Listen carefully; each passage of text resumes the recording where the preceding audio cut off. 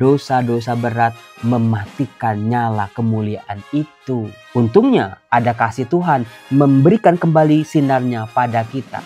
Kalau udah terang lagi, menyala lagi, jangan lagi mudah dimatikan. Salam damai sejahtera saudara-saudaraku yang terkasih pencinta firman Tuhan.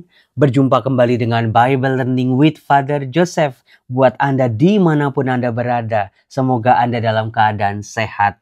Saudaraku, doa saya hari ini untuk Anda masing-masing adalah semoga hari ini Anda bisa melihat, merasakan, mengalami sinar kemuliaan Allah hadir dalam diri kita masing-masing.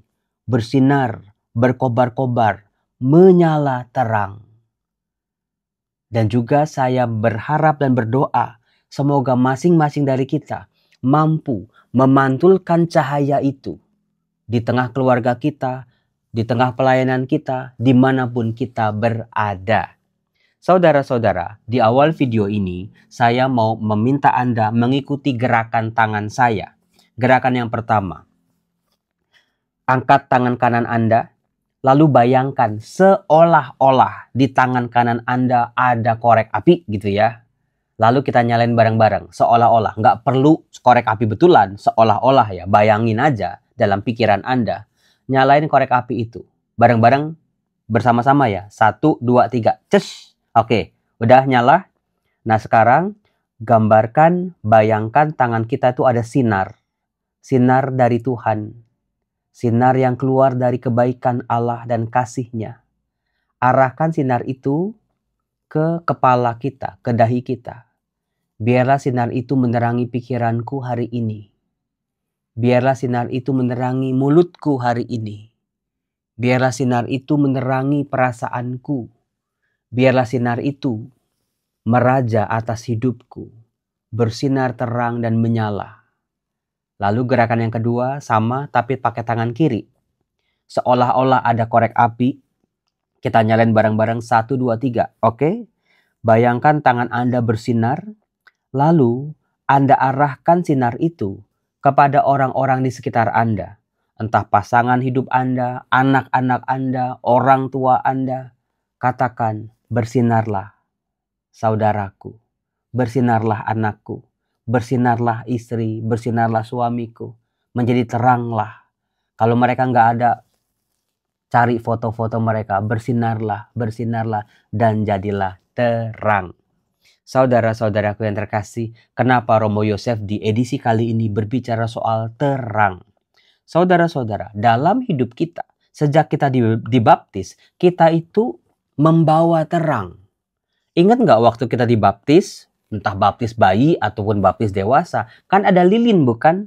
Nah, lilin itu bukan gimmick, bukan cuman perhiasan biasa, hiasan biasa, tapi itu simbol terang yang mulai hari itu ada dalam hidup kita. Nah, saudara-saudara, banyak dari kita nggak bisa menjaga nyala terang itu tetap menyala. Ada kalanya redup, ada kalanya udah banyak matinya, kena air, kecipratan masalah kehidupan, ditutupi dengan kebencian, habis musnah, nggak ada lagi Romo. Udah lama hidupku nggak ada terangnya, hidupku udah nggak ada nyalanya. Atau banyak dari kita nyalanya itu goyang-goyang, hampir mati Romo. Tapi ingat, sumbu yang hampir padam nyalanya tidak akan dimatikan, tapi tetap dikorbankan oleh Allah. Nah, saudara-saudara, bacaan-bacaan hari ini mengajak kita untuk mengobarkan kembali cahaya kemuliaan Allah dalam diri kita. Dan kita diminta untuk memancarkan itu kepada orang-orang di sekitar kita.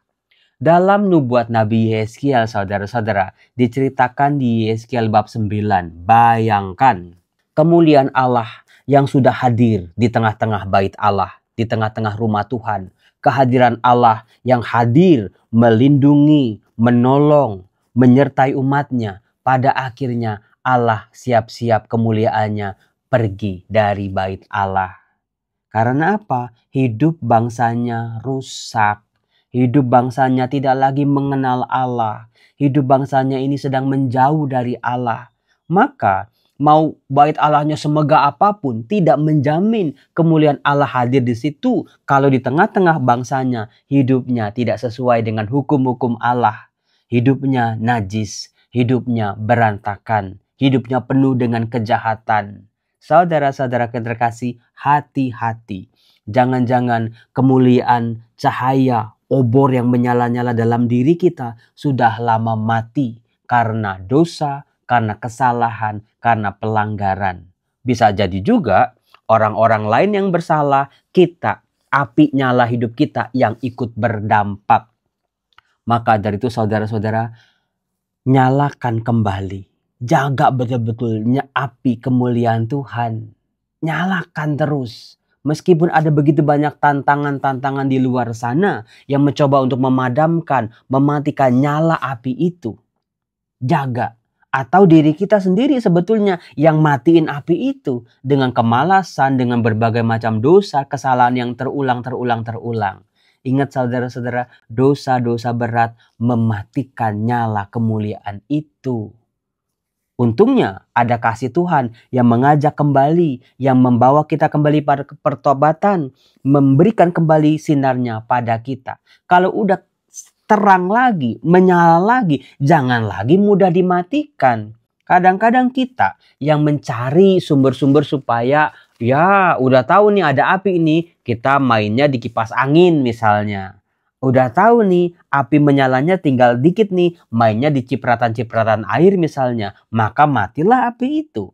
Saudara-saudara yang terkasih, jaga, waspada. Minimal kita tahu nih kalau hidup kita begini nih bahaya nih, apinya lama-lama redup nih misalnya. Kalau hidup kita begini nih dekat sama pergaulan yang ini, hati-hati mereka mematikan cahaya kehidupan saya ini. Maka waspada, jangan malah mendekat kepada mereka. Mendekatlah pada Allah. Orang yang semakin mendekat punya relasi dengan Allah, nyalanya lebih bersinar terang. Itu yang luar biasa. Nah, saudara-saudaraku yang terkasih, dalam bacaan Injil, kita akan melihat bagaimana kalau dalam Yeskiel, umat ini sudah kehilangan kemuliaan Allah. Allah sudah meninggalkan bait Allahnya. Maka umat ini hidupnya berantakan, makin hancur, dan gak ada arah dan tujuan. Nah, disinilah konteksnya mengapa perjanjian lama harus dibaca bersama-sama dengan perjanjian baru. Supaya kita bisa melihatnya secara utuh.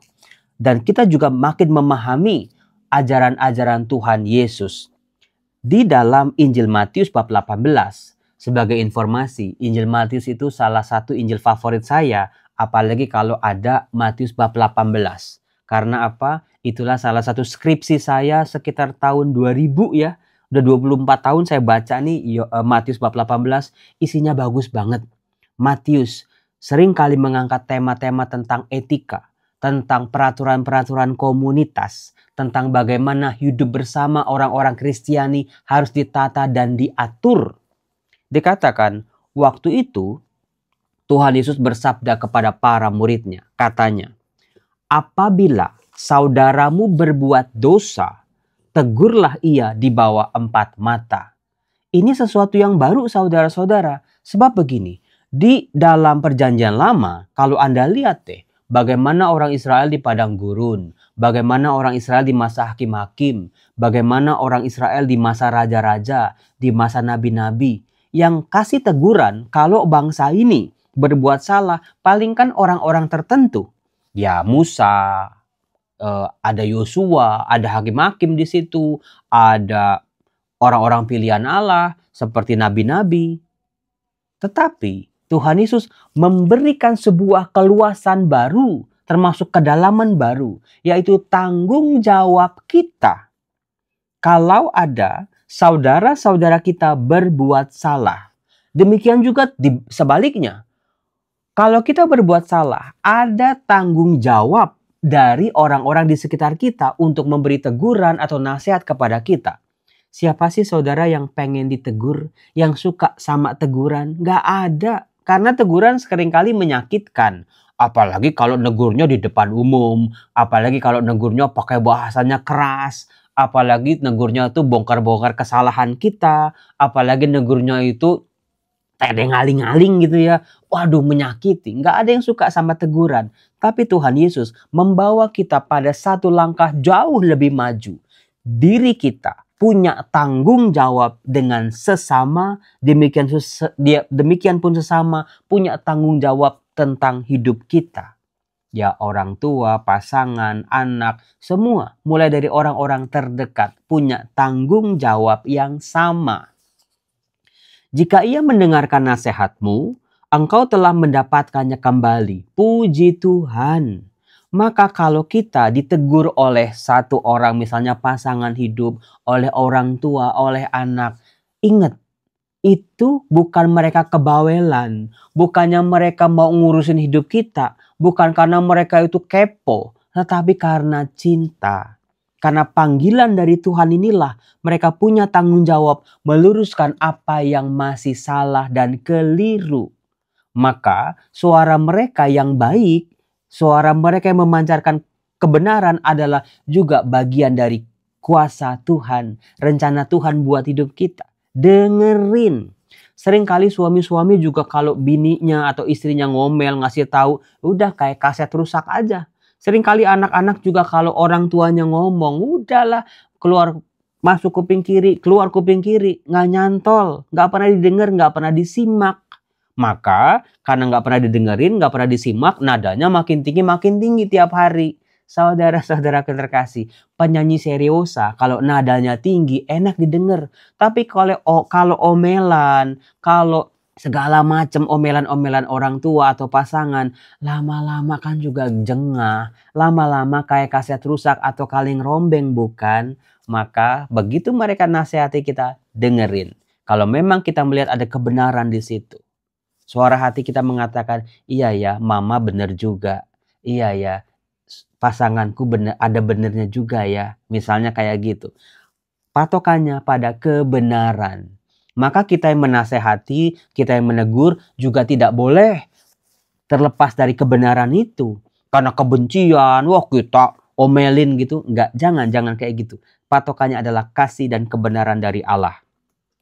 Jika ia tidak mendengarkan dikau, bawalah seorang atau dua orang lain, supaya atas keterangan 2 atau 3 orang saksi perkara itu tidak disangsikan. Kalau kita nggak sanggup, bawa 1-2 orang. Nggak usah 1 RT. Nggak usah di WhatsApp grup.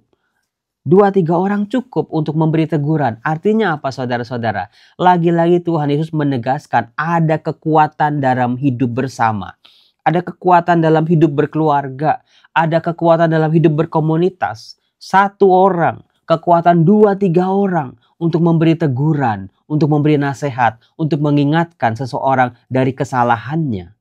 Nah, dikatakan jika ia tidak mau mendengarkan mereka, sampaikanlah soalnya kepada jemaat.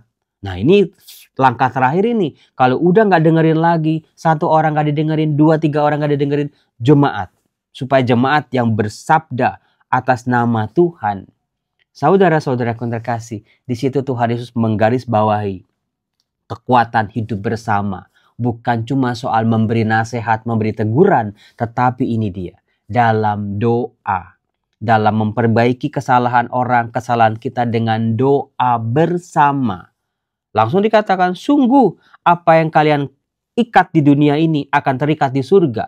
Apa yang kalian lepas di dunia ini akan terlepas di surga. Dan lagi, aku berkata kepadamu, jika 2 orang di antaramu di dunia ini sepakat minta apapun, permintaan mereka itu akan dikabulkan oleh Bapakku yang di surga. The power of prayer. Bukan doa yang sendiri, tapi doa yang bersama-sama. 2 orang aja sepakat betul-betul. Bapa di surga akan mengabulkan. Ditambahkan lagi, sebab dimanapun 2 atau 3 orang berkumpul demi namaku, aku hadir di tengah-tengah mereka. Romo, saya sama suami saya, Romo, udah berdoa, udah sepakat, Romo, anak kami harus jadi dokter, Romo. Tapi bukannya jadi dokter, malah jadi yang lain, Romo. Ini gimana ini? Karena Anda membaca teksnya setengah-setengah. Dikatakan 2 orang berkumpul meminta apapun demi namaku, sepakat, Bapa di surga akan memberikannya, akan mengabulkannya. Jangan pernah lupa di kalimat yang berikutnya. 2, 3 orang berkumpul demi namaku, aku hadir di tengah-tengah kamu. Jadi bukan cuma sepakat doang, tetapi dalam kebersamaan itu, dalam keluarga, komunitas, sahabat, rekan kerja, bahkan rekan sepelayanan, kita berkumpul dalam doa, sepakat dan juga menghadirkan Tuhan di tengah-tengah kita, memancarkan sinar kemuliaannya lebih terang lagi. Disitulah banyak doa akan terkabul. Saudara-saudara yang terkasih, kalau Anda capek berdoa sendirian dan nggak dikabul-kabulin juga, coba gandeng siapa saja orang-orang di rumah Anda untuk berdoa bersama-sama. Kekuatan doa, kalau makin banyak orangnya, makin kuatlah dia. Maka saudara-saudara, dalam hidup perkawinan, mengapa gereja menentang atau tidak mengizinkan perceraian? Karena di sini keluarga akan kehilangan kekuatannya. Anggota keluarganya yang hilang karena perceraian, karena terpisah-pisah, karena saling membenci, kehilangan kekuatan doanya. Jangan sampai kita kehilangan kekuatan doa kita hanya gara-gara 1 dan 2 hal kesalahan, 1, 2 hal pelanggaran dalam hidup kita kehilangan kemuliaan Allah. Cahayanya jadi kusam Romo, cahayanya jadi redup Romo, gelap hidupnya Romo. Nyalakan sekali lagi. Karena apa? Keluarga yang berdoa bersama-sama. Romo, anak saya sudah tinggalnya jauh Romo. Saudara-saudaraku, jarak tidak membatasi kekuatan doa kita. Kalau anak atau suami atau siapapun berdoa di tempatnya masing-masing, berdoa bersama-sama, itu pun memancarkan kemuliaan Tuhan. Saudara-saudara, maka dari itu tidak heran kalau doa Bapa kami menggunakan kata Bapa kami, bukan Bapakku. Itulah salah satu kekuatan doa. Kemudian juga saudara-saudara, dalam bacaan Mazmur, dari Mazmur bab 113 dikatakan kemuliaan Tuhan mengatasi langit. Doakan itu juga secara pribadi dengan anggota keluarga Anda, dengan anggota komunitas Anda. Kemuliaan Tuhan mengatasi langit. Berarti langit di sini adalah simbol keluarga, simbol kehidupan kita di dunia ini, simbol masalah-masalah kita. Kemuliaan Tuhan mengatasi langit, termasuk juga mengatasi masalahku, problemku, sakit penyakitku, rintangan-rintangan dalam kehidupanku, kepahitan, kegagalan dalam hidupku. Kemuliaan Tuhan mengatasi langit. Kalau langit yang besar saja Tuhan sudah berkuasa, apalagi dalam hidupku yang kecil ini, Tuhan pasti akan mengatasi semua masalah-masalahku. Saudara-saudara, jangan lupa berdoa bersama. Doakan, ajak anak istri, ajak suami, ajak orang tua, berdoa bersama-sama. Karena kekuatannya ciamik tenan. Mulai hari ini, janji sama saya berdoa bersama-sama ya.